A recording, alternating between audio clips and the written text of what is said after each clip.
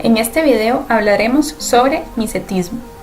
El micetismo es la intoxicación o envenenamiento causado por la ingesta de setas tóxicas. Las toxinas que causan los efectos tóxicos pueden ser exógenas o endógenas, ya que se consume el hongo por completo.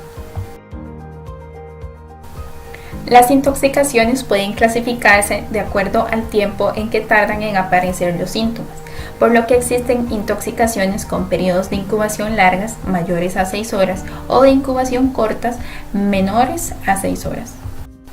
Existen diferentes tipos de micetismo dependiendo del principal órgano afectado después de la ingestión de hongos.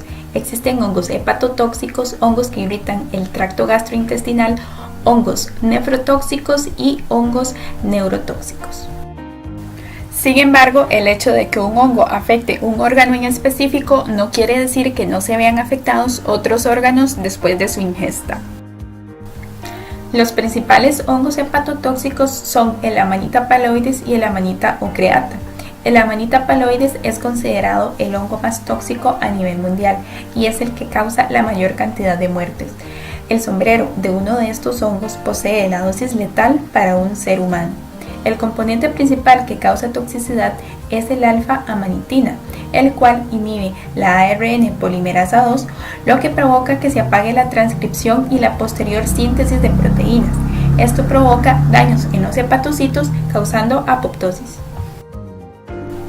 Los hongos que causan irritación intestinal son muy diversos. En este caso podemos observar un hongo tóxico del género Omphalotus, cuyo componente tóxico es el Illudin S. Este compuesto en modelos animales ha causado efectos citotóxicos y lesiones hemorrágicas. Por otro lado, los hongos que causan nefrotoxicidad pertenecen principalmente al género Cortinarius. La orelanina es la toxina principal de este hongo. Esta proteína usualmente inhibe la síntesis de proteínas en el epitelio tubular renal. También puede reducir el NADPH celular, que resulta en un aumento en la cantidad de radicales libres y destrucción de las membranas celulares. Por otra parte, los hongos neurotóxicos causan diferentes síndromes dependiendo de la toxina presente en el mismo. Los hongos que contienen muscarina estimulan los receptores periféricos de muscarina. La muscarina actúa como la acetilcolina y al no ser degradada provoca un efecto colinérgico de mayor duración, provocando un aumento del tono parasimpático, lo que puede incluir efectos como bradicardia, broncoconstricción, aumento en la motilidad intestinal y miosis. Los hongos del género Gyromitra poseen giromitrina. Esta toxina agota las reservas de piridoxal 5-fosfato, lo que resulta en una disminución de las concentraciones de ácido gamma-aminobutírico y en un aumento en las concentraciones de glutamato. Estos cambios en las concentraciones provocan convulsiones. El ácido iboténico y el mucimol son compuestos químicos estructuralmente clasificados como isoxazoles y están presentes en la Amanita pantherina y Amanita muscaria. El mucimol se deriva del ácido iboténico e incrementa la permeabilidad de la membrana para los aniones, lo que resulta en una ligera hiperpolarización de corta duración, y esto se asocia con una disminución de la excitabilidad de la neurona receptora, por lo que posee un efecto depresor, referida en el campo clínico como síndrome delirante. Muchas de las intoxicaciones por setas pasan desapercibidas por el sistema inmunológico, debido a que las toxinas de los hongos tardan mucho tiempo en ser metabolizadas y además pueden ser clasificadas como aptenos dado su bajo peso molecular. Por lo tanto, el sistema inmune no reconoce a la sustancia extraña y no se genera una respuesta. El diagnóstico de estas intoxicaciones se basa en la historia por parte del paciente, la valoración de manifestaciones clínicas y la identificación macroscópica del hongo. Si están disponibles, se hace identificación de esporas mediante pruebas colorimétricas y ensayos en sangre u orina que pueden incluir radioinmunoanálisis, inmunoanálisis enzimáticos o incluso cromatografía. El tratamiento de las intoxicaciones varía dependiendo del tipo de hongo consumido, por lo que es primordial identificarlo primero. De esta manera se puede administrar carbón activado, eméticos o realizar lavados gástricos dentro de la primera hora después de consumidos los hongos. En intoxicaciones por hongos hepatotóxicos es fundamental intentar eliminar la toxina lo más rápido posible, ya que la tasa de mortalidad es muy alta. Es indispensable la hidratación para compensar la deshidratación ocasionada por la diarrea presente en el cuadro clínico. Administrar glucocorticoides para inducir la retención de líquidos y sales. Realizar una diuresis forzada con furosemida o manitol. Realizar una aspiración digestiva o administrar catárticos para aumentar el tránsito intestinal. Otras técnicas de segunda línea son hemodiálisis o plasmaferesis. Las cefalosporinas y las penicilinas han demostrado evitar la absorción de la toxina, por lo que también pueden ser parte del tratamiento para evitar el daño de otros órganos. En intoxicaciones irritantes del tracto gastrointestinal, el cuadro no persiste más allá de unas pocas horas, por lo que se recomienda tratamiento para aliviar los síntomas como analgésicos o antiinflamatorios.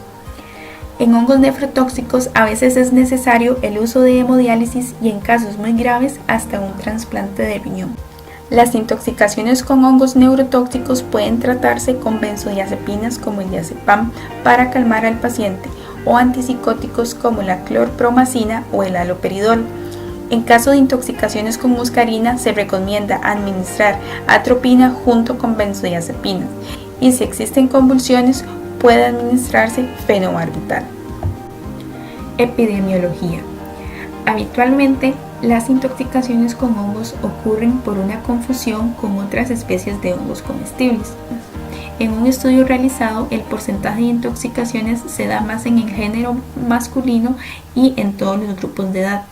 Se estima que entre el 0,3 y el 8,3% de los jóvenes de la Unión Europea han consumido alguna vez hongos alucinógenos en su vida, principalmente en Holanda. En España se muestra una prevalencia de 1,6% de consumo anual de hongos alucinógenos entre los estudiantes españoles menores a 18 años.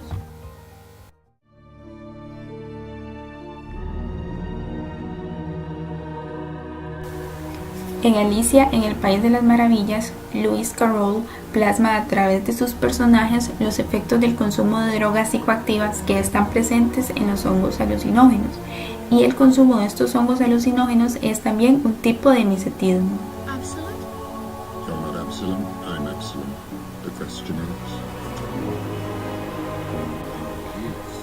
Mimetismo por psilocibe. Los hongos alucinógenos pertenecientes al género psilocibe poseen una sustancia psicoactiva llamada psilocibina.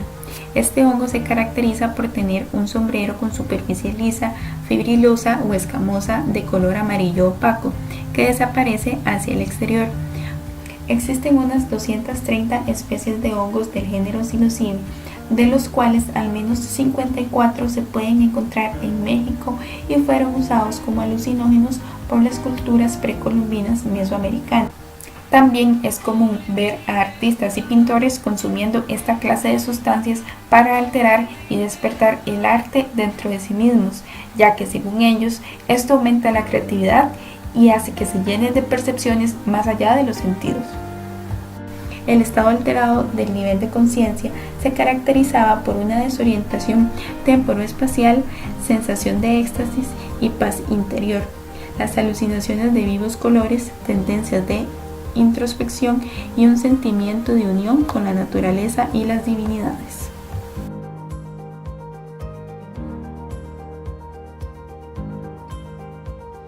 Al consumir hongos del género psilocibe, introducimos a nuestro sistema la psilocibina.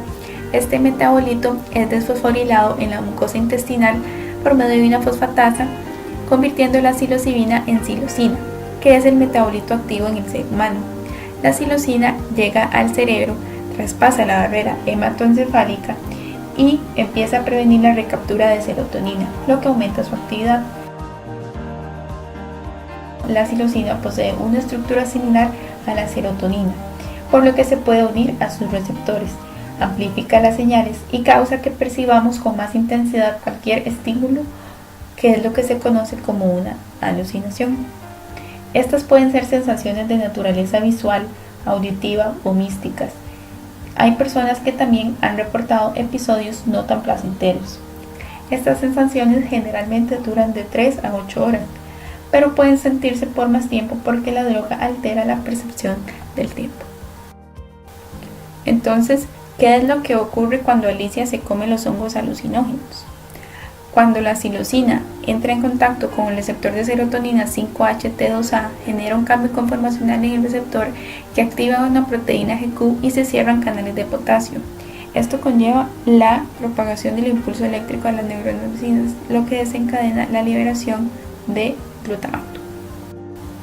El glutamato liberado actúa sobre receptores de glutamato AMPA y NMPA, los cuales se activan y favorecen la expresión del factor neurotrófico derivado del cerebro, que es el principal factor ligado a los procesos de plasticidad neuronal y neurogénesis. Este proceso ocurre sobre las neuronas piramidales de la capa 5 de la corteza prefrontal, que se proyectan al tálamo para enviar información desde la corteza. La información talámica se proyecta a las neuronas de la capa 4 y esta capa se encarga de transmitir el mensaje a las capas 1, 2 y 3, las cuales procesan la información. A este circuito se le llama tálamo córtico-talámico y se encarga de filtrar la entrada de información sensorial y cognitiva. Cuando el tálamo recibe la información proveniente de las neuronas piramidales, empieza a dirigir información a la corteza occipital, donde se encuentra la corteza visual primaria, a la corteza somatosensorial, donde se integra el tacto, la temperatura y el dolor, a la corteza auditiva y olfatoria, provocando así una sobrecarga sensorial, generando un efecto psicodélico. En esta imagen se puede observar las conexiones neuronales de una persona antes de comer hongos alucinógenos. Entre 20 y 40 minutos después de ingerir hongos, las conexiones neuronales entre todas las regiones cerebrales se multiplican, provocando trastornos en la percepción visual como ilusiones, alteraciones del tiempo, color, percepción del movimiento, por ejemplo, visión caleidoscópica, euforia y muchas otras cosas más.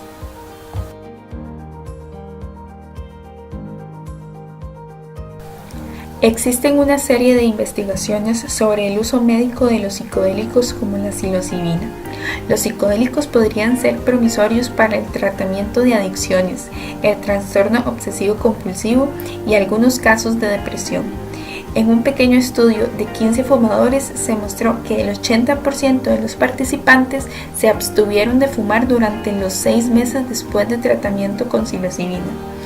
Otro estudio demostró que en pacientes con cáncer terminal tratados con psilocibina se disminuyó el nivel de ansiedad, mientras que otra investigación sugiere que el tratamiento con psilocibina podría también ayudar a las personas con dependencia al alcohol a que disminuyan los días de bebida, por lo que el futuro de este tipo de compuesto es bastante promisorio para tratar problemas neuropsicológicos.